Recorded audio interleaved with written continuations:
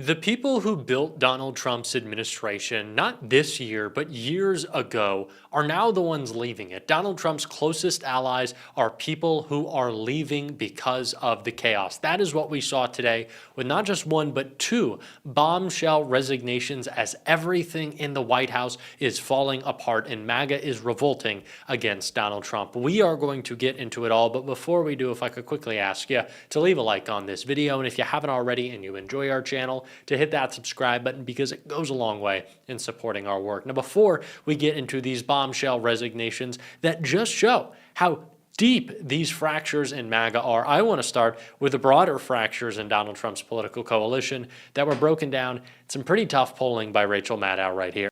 In the latest AP polling, Trump is minus 36 on the economy. 31% of the country approves of Trump on the economy. 67% disapproves. So Trump on the economy is underwater by 36 points. On healthcare, it's even worse. He's underwater by 40 points. And that poll ended before today, which is the deadline for people to sign up for their health plans under the ACA, which is tens of millions of people in this country. And those plans, the prices of those plans, the premium costs are skyrocketing in price because of what Trump and the Republicans did in his so-called big, beautiful bill. What they did to destroy healthcare premiums in terms of how expensive they are. What they did, that overt policy change they made that costs everybody's health insurance premiums to go through the roof, that starts hitting people officially today. Trump and the Republicans caused it. They have not been able to fix it. And Trump is already 40 points underwater on healthcare even before that starts hitting people. I mean, there is a lot going on right now. And frankly, all of it that points back to the Trump administration and its own actions right now is basically a debacle. Right? We're going to talk about the huge mess and very public failures at the FBI in just a couple of minutes. But beyond that, at the VA, we've got the Trump administration cutting 35,000 healthcare jobs because Merry Christmas, veterans. That's what Donald Trump and the Republicans think of veterans' healthcare. They are cutting 35,000 doctors and nurses and other healthcare jobs at the VA. Merry Christmas. At FEMA, which has not exactly been distinguishing itself under the Trump administration, ask Texas, Trump is now putting in charge of the key emergency response division there, the Office of Response and Recovery. Trump is putting in charge of that a man who has no discernible emergency response experience whatsoever. But he is a guy who said the election was stolen from Trump, not only in 2020, but also in 2016. Now, you may recall, 2016 is an election Trump won.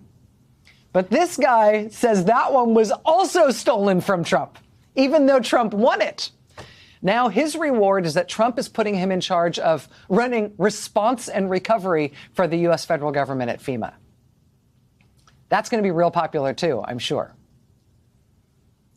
Listen, you do unpopular things,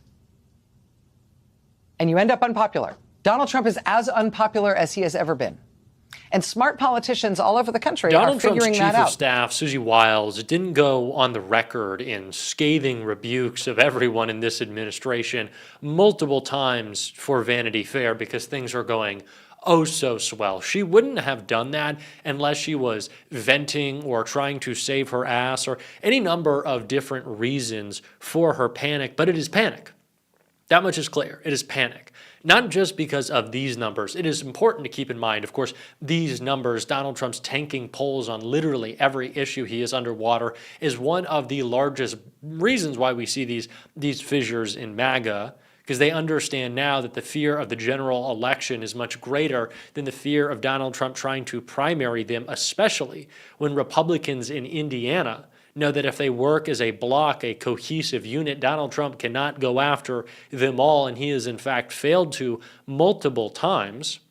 Marjorie Taylor Greene giving him the FU, Thomas Massie as well. But this isn't the only bad polling. Take a look at where MAGA views MAGA right now. A new poll has found that support for MAGA among Republicans is rapidly declining, according to an NBC News poll that now shows that Republican voters prefer traditional Republicans over MAGA Republicans. That is what the fracturing of a coalition looks like, when the Republican electorate at large prefers the traditional Republican for the first time since Donald Trump became the Republican nominee to the MAGA Republican. His grip on the party is gone. We're seeing it play out in real time, and it's why everything else around him is also falling apart. Breaking. 2 more Heritage Foundation board members resign amid Tucker Carlson-Nick Fuentes fallout. 2 more members of the Heritage Foundation's Board of Trustees resigned on Tuesday, citing concerns over the Heritage Foundation's direction and approach to combating anti-Semitism. A statement from Kohler obtained by Mediaite reads, "When Ed Fuellner encouraged me to join the board of the Heritage Foundation, I did so to help advance the ideals of the American founding. My intention was to work from within to further the conservative principles in alignment with our great nation. Today, I have resigned from the board of trustees of the Heritage Foundation in furtherance of those same values. No institution that hesitates to condemn anti-Semitism and hatred, or that gives a platform to those who spread them, can credibly claim to uphold the vision that once made the Heritage Foundation the world's most respected conservative think tank." After Tucker Carlson conducted a friendly interview with white nationalist Nick Fuentes earlier this fall, the think tank's president, Kevin Roberts, released a fiery video defending Carlson and excoriating what he described as the venomous coalition criticizing him. Roberts' handling of the situation was the subject of much scorn, including on the right, and he eventually with no Charlie Kirk left to really give the MAGA online media their marching orders, Tucker Carlson, maybe out of fear over his growing audience, brought Nick Fuentes, who is a white nationalist, racist, bigot, and anti-Semite, onto his show. It's someone gaining a lot of popularity with the online right and the type of right-wingers who work in our government. The Groypers who follow Nick Fuentes are scattered all throughout the Hill. They're in Donald Trump's administration. They work under J.D. Vance, and they have a very certain and very specific and very bigoted worldview. And so the endorsement of the Heritage Foundation, their president, of that interview with Tucker Carlson and Nick Fuentes, which caused Ben Shapiro to freak out, Megyn Kelly to freak out, and Tucker to push back on all of them, the more conventional centristy MAGA media. Of course, we know these people are all extremists, but the centristy MAGA media, the left, the less far right, they all started fighting each other. And Donald Trump doesn't have the power at this point to just tell them to all fall in line. So what's happening right now, and why this resignation is so important, is it continues the infighting within MAGA. Usually Donald Trump would just tell these people to shut up, and usually, liking Donald Trump was enough. That is all it took to make you MAGA. It's that if you like Donald Trump, I like Donald Trump, we're all good, let's fight the left. That was their position, and it's been very beneficial. There's not a lot of ideological ideation that happens within the right, or has under Donald Trump's administration. It's just whatever Trump says goes. But now that whatever Trump says is incredibly unpopular, usually slurred and stupid as hell, there's a little bit more ideation. There's people looking towards the future, a future where they can't rely on Donald Trump, a future where they have to carve out their own part of the party. And as that happens, these people are fighting each other and distracting from their greater cause, which has caused a lot of problems for Donald Trump. So this resignation at the institution that wrote Project 2025, that built Donald Trump's administration, represents another bombshell in a series of MAGA nukes fracturing this coalition. And it's beautiful to watch. And I've loved it. I've enjoyed it thoroughly. And it's not just there. It is across the country where Donald Trump continues to take loss after loss. And Rachel Maddow continued to break that down right here.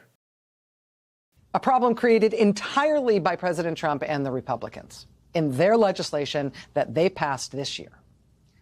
And it this disaster, this impending economic disaster for more than 20 million Americans, has led to a deluge of pressure on frontline swing district Republicans who are hearing now from very unhappy citizens in their home districts who are being put in a totally untenable position. I mean, headline from the Washington Post: rank and file Republicans feel heat from constituents on health care. Headline from the Associated Press: swing district Republicans brace for political fallout if health care subsidies expire. Headline from Politico: frontline GOPers caught in healthcare jam. I mean, despite all of that pressure and their recognition that actually this is a real problem, this is not a messaging problem, this is a real problem, Republicans still haven't been able to get it together to do anything. And that's in part because they have a problem at the top. Their leader, their president, has been totally AWOL on this. His main contribution to the discussion about this problem thus far has been to say about what's about to happen to people's health insurance. He said, quote, "Don't make it sound so bad." Trump dismisses question about skyrocketing healthcare costs. Quote, "You make it sound so bad." Quote, "Well, don't make it sound so bad. It's really bad, but please don't say so." That's his plan. Meanwhile, we're also seeing his administration really destroy the world's gold standard public health system, firing experts at the CDC, installing a whole flock of quacks in the upper echelons of the nation's health agencies, rolling out, inevitably, a QAnon convention's wish list of bizarre changes to vaccine protocols that seem to be mostly based on things people read in the comments section on YouTube videos. As I mentioned earlier, this weekend we learned that the Trump administration also plans to eliminate more than 30,000 healthcare jobs at the Department of Veterans Affairs. So Merry Christmas to veterans on that one. The hollowing out of our public health systems in this country under Donald Trump has led to a really interesting dynamic that we've been keeping an eye on for a few months here. Democratic-led states essentially picking up the slack where our federal public health systems are being destroyed. This is something that could really fundamentally reshape governance in this country and how we live. It could fundamentally reshape the difference between states and what it's like in blue state America versus red state America. I mean, you may remember back in August when Health Secretary Robert F. Kennedy Jr. abruptly fired the head of the CDC. It led to a wave of resignations from other top officials at that agency. Well, today, California's Democratic Governor Gavin Newsom announced that he has hired that former CDC director and the chief medical officer who quit along with her. Those two former CDC officials will now lead California's effort to, quote, fill the vacuum left by the Trump administration's systematic retreat from science and evidence-based public It is all health. falling apart for this administration.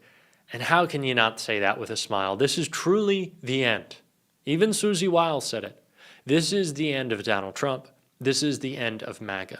And that does not mean we return to the Republican Party. It means something else has to emerge.